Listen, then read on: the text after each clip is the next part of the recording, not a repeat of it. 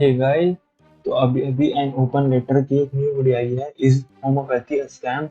जो कि ये बता रहे हैं कि होम्योपैथी क्या स्कैम है कि नहीं। चलिए आइए देखते हैं स्कैम है कि नहीं। मुझे तो नहीं लगता स्कैम है। चलिए देखते हैं।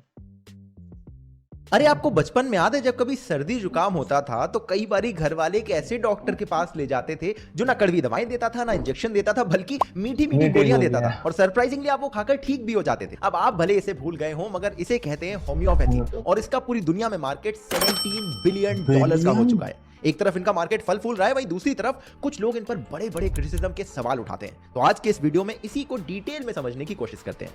2014 में भारत के अंदर आयुष मिनिस्ट्री बनाई गई जिसमें ए का मतलब आयुर्वेदा और एच का मतलब होम्योपैथी। पूरे भारत में आयुष वेलनेस सेंटर्स में 1/3 होम्योपैथी के हैं। सारे प्रैक्टिशनर्स में 37% होम्योपैथी के हैं। अगर आप एलोपैथी से कंपेयर करें तो मात्र 5% डॉक्टर्स होम्योपैथी के हैं, मगर वो 20% पेशेंट्स को ट्रीट करते हैं। एक तरह से देखो तो अपनी एंशियंट नॉलेज जो आयुर्वेदा है उसके बराबर पॉपुलैरिटी हो चुकी है होम्योपैथी की, जो कि खुद 19th सेंचुरी में एक फॉरेन प्रैक्टिस की तरह भारत में आई थी। अब ये चाहे कितनी भी पॉपुलर हो जाए, होम्योपैथी कुछ लोग फॉरेन अभी भी प्रैक्टिस मानते है। हैं कि ये इनफेक्टिव अनसाइंटिफिक मार्केटिंग गिमिक है। अब इस हार्श क्रिटिसिज्म को देखने के लिए आपको समझना पड़ेगा कि होम्योपैथी की हिस्ट्री क्या है और उनके बेसिक प्रिंसिपल्स क्या हैं, जो कि फ्रैंकली जब मैंने पढ़े तो मैं भी शॉक्ड रह गया था। होम्योपैथी की शुरुआत फ्रस्ट्रेशन की वजह से हुई थी और ये फ्रस्ट्रेशन उस समय की मेडिकल प्रैक्टिसेस के फ्रस्ट्रेशन। अगेंस्ट था। साल था 1796 और टू बी ऑनेस्ट उस समय इलाज किसी बीमारी से ज्यादा पेनफुल होता था। आपको कुछ एग्जांपल देता हूं। ब्लड लेटिंग का कॉन्सेप्ट चलता था। आपकी वेन्स को काट के आपका खून निकालते थे, चाहे आपको फीवर या स्मॉल पॉक्स या गला खराब जैसी बीमारियां हो। अमेरिका के राष्ट्रपति जॉर्ज वॉशिंगटन की डेथ इसी वजह से हुई थी। उनका गला खराब हुआ, उनका ब्लड लेटिंग शुरू कर दिया। कहते हैं कितने सारे पाइंट्स ऑफ ब्लड उनका निकल गया और 21 घंटों में उनकी मौत हो गई। इसके अलावा और भी कॉन्सेप्ट थे। लैक्सेटिव्स दिए जाते थे जिससे आपका पेट खराब हो जाए। वॉमिट इंड्यूसिंग पिल्स दी जाती थी जिससे आपके अंदर की गंदगी बाहर निकले। छोटी छोटी बीमारियां ट्रीट करने के लिए ऐसे ट्रीटमेंट बना रखे ऐसे थे कि लोग ट्रीटमेंट। परेशान हो चुके थे। लेकिन आप ये बात ध्यान रखना, आज जो आप ब्लड प्रेशर नापने की मशीन को बड़ा सिंपल समझते हो, ये तब नहीं बनी थी। जर्म्स थ्योरी तब नहीं बनी थी। मगर उस समय जर्मनी में बैठे सैमुअल हैनेमैन ने ये सारी चीजें देखी और उसने फ्रस्ट्रेशन में कहा कि ये एलोपैथी है। ये आउट ऑफ कंटेम्प्ट उसने नाम दिया था इस पूरी मेडिकल प्रैक्टिस को, और उसने कहा कि ये लोग ट्रीट करते हैं किसी भी बीमारी को उसके ऑपोजिट के जरिए, और मैं बनाऊंगा एक नई टेक्निक जिसे कहूंगा होम्योपैथी, और इन्हें ही होम्योपैथी का फादर कहा जाता फादर है। इन्होंने कहा कि मैं कुछ ऐसे बेसिक कॉन्सेप्ट्स देता हूं जिसके जरिए ये पूरी की पूरी होम्योपैथी गवर्न की जाएगी। और ये कॉन्सेप्ट सही बताऊं आपको बहुत शॉकिंग लगेंगे। इनका पहला प्रिंसिपल था प्रिंसिपल ऑफ सिमिलर। ये कहते हैं कि जिस चीज से किसी की बीमारी हुई है उसी चीज के थोड़े थोड़े मात्रा में अगर डोजेस दी जाएं तो उसी से उसका क्योर भी निकल सकता है। दूसरा प्रिंसिपल डाइल्यूशन का है। थोड़ा सा टेक्निकल है, आसान करके आपको बताऊंगा। ये कहते हैं कि दवाइयां सीधे मत दो, डाइल्यूट करके दो। तो एक पार्ट दवाई का लो, 9 पार्ट पानी लो, उसमें दवाई मिला दो। ये हो गया 1x डाइल्यूशन। और डाइल्यूट करना है तो पहले वाले मिक्सचर से एक पार्ट निकालो, उसको और 9 पार्ट पानी में मिला दो। ये हो गया 2x डाइल्यूशन, यानी कि 1/100। 2x को C भी कहा जाता है क्योंकि 1C डाइल्यूशन 1/100 होता है। अगर इससे आपने एक पार्ट निकाल के 100 पार्ट वाटर में फिर से मिला दिया तो ये 2C डाइल्यूशन हो जाएगा, यानी 1/10,000। और आप किसी भी होम्योपैथी स्टोर में जाइए, उसके पीछे उसकी पोटेंसी चेक करिए, आपको 30x डाइल्यूशन की पोटेंसी या 200C तक की पोटेंसी आराम से देखने को मिल जाएगी। तो आप समझ सकते हैं कि कितनी ज्यादा डाइल्यूटेड होती हैं होम्योपैथी की दवाइयां। अब आपसे मेरा सवाल है, जो दवा जितनी ज्यादा डाइल्यूटेड है ये उतनी कम पावरफुल होगी या ज्यादा? अगर आपने कम बोला है तो आप गलत हैं, क्योंकि सैमुअल ने इस डाइल्यूशन के पीछे का बहुत इंटरेस्टिंग कारण बताया कि जितनी बार दवाओं को डाइल्यूट किया जाता है उतनी बार इसे विगरसली हिलाया जाता है, तो एंड में जो सब्सटेंस बचता है वो दवा नहीं होती, एक स्पिरिट लाइक सब्सटेंस होता है। यानी कि जो वाटर है वो उस दवा की सारी क्वालिटी को अब्सॉर्ब कर लेता है। The water remembers. और इन्हीं प्रिंसिपल्स की वजह से होम्योपैथी के क्रिटिक के सवाल उठाते हैं कि भैया ये चल क्या रहा है, ज्यादा डाइल्यूशन से ज्यादा पावर कैसे आती है? और उन सवालों को हम डिटेल में डिस्कस करेंगे। मगर उससे पहले एक बड़ा सवाल यह है कि अगर ये प्रिंसिपल्स इतने ही ज्यादा कंट्रोवर्शियल हैं तो होम्योपैथी इतनी पॉपुलर हो कैसे गई? पहला रीजन है डिसइल्यूजनमेंट विद मॉडर्न मेडिसिन। देखो, जब होम्योपैथी शुरू हुई थी तो ये एक ऑल्टरनेटिव मेडिसिन की तरह शुरू हुई थी, क्योंकि उस समय की प्रैक्टिसेस काफी ज्यादा परेशान कर चुकी थी लोगों को।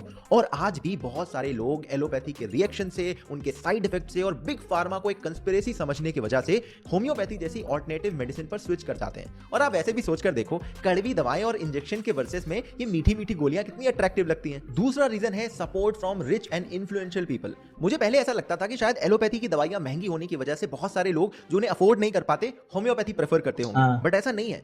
रॉयल फैमिली के पास भी होम्योपैथी के डॉक्टर रहे हैं। क्वीन एलिजाबेथ II के पास 17 इयर्स तक एक होम्योपैथी डॉक्टर था। प्रिंस चार्ल्स ने तो 2019 में एक ऐसी ऑर्गेनाइजेशन के पेट्रन बने थे जो होम्योपैथी को प्रमोट करती है। जर्मनी के अंदर ये देखा गया कि जो अपर मिडिल क्लास है उसके बीच में होम्योपैथी काफी ज्यादा पॉपुलर है। और स्विट्जरलैंड, जहां पर होम्योपैथी को पब्लिक हेल्थ केयर में कवर किया जाता है, वहां पर average homeopathy user are young females. तीसरा रीजन है साइंटिफिक टेम्परामेंट से रिलेटेड। 6 यूरोपियन कंट्रीज में एक स्टडी रन की गई जहां पर यह पाया गया कि जिन लोगों के बीच में साइंटिफिक टेम्परामेंट थोड़ा लो था वहां पर होम्योपैथी ज्यादा यूज की जा रही थी।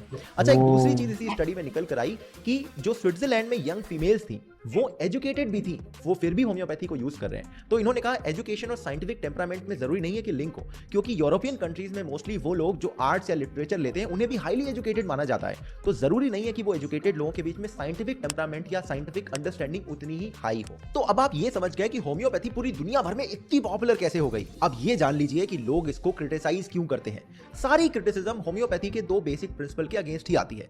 पहली बात, लोग कहते हैं कि यार एवोगैड्रोस नंबर नाम की एक चीज होती है, यानी कि किसी सब्सटेंस को आप उस नंबर के बियॉन्ड डाइल्यूट करते चले जाएं तो फाइनल सॉल्यूशन में उस सब्सटेंस का एक मॉलिक्यूल तक नहीं रहेगा। और ये नंबर 12C या 24X तक होता है होम्योपैथी की टर्म में अगर बात करें। और होम्योपैथी में तो दवाइयां भैया 30X मिल रही हैं, 200C मिल रही हैं, इतनी ज्यादा डाइल्यूटेड है। तो लोग ये कहते हैं कि अगर आप 30X वाली दवाई पीते हैं तो आपको 30,000 लीटर वो दवा पीनी पड़ेगी उसमें एक्चुअल दवा के एक मॉलिक्यूल को ढूंढने के लिए। तो ये इतनी डाइल्यूटेड दवाएं कैसे पावरफुल है। दूसरा क्रिटिसिज्म ये है कि विगरस शेकिंग के थ्रू आप कहते हैं कि एक स्पिरिट लाइक सब्सटेंस बनता है जिसमें हो सकता है दवाई ना हो मगर उसकी सारी पावर वाटर याद कर लेता है। तो कुछ लोग ये कहते हैं कि यार रिवर में तो कितना सारा पानी है, यानी कि डाइल्यूशन भी खूब है और खूब जोर जोर से रिवर बहती भी है, पत्थरों से निकलती है, पहाड़ों से निकलती है, तो विगरस शेकिंग भी हो रही है। तो उसमें अगर थोड़ा सा भी हम पॉइजन मिला दें तो क्या पूरी रिवर का पानी एकदम भयंकर पॉइजनस लिक्विड बन जाएगा, बहुत पोटेंट दवाई बन जाएगी एक ऐसी कि जिसे पीते ही इंसान मर जाए?